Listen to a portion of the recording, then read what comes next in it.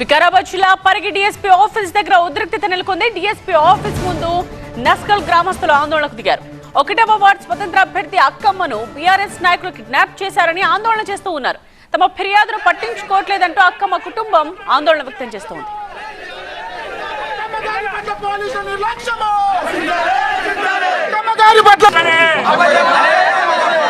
మా ఊళ్ళో ఎన్నుకున్నాము అన్న ఒక ఆనందం తప్ప మిగతాది ఏం లేదు.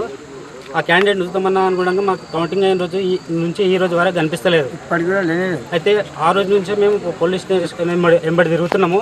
కానీ ఎక్కడో ఏదో కనిపించింది అన్నట్లు సిఐ గారు మాకు ఒక వీడియో చూపించారు. అందులో ఉన్న వ్యక్తి అయితే అక్కమ్మ గారే. కాకపోతే మా ఊళ్ళో అక్కమ్మ గారు లేనందుకు మా ఊరంతా అయోమయంలో ఉన్నాం. వాళ్ళకి ఫైనల్గా వాళ్ళకి 19 వచ్చినాయి, మాకు 12 వచ్చినాయి. 5 వార్డులలో మేము 36 కంటే తక్కువ ఓట్లతో ఓడిపోయినాం.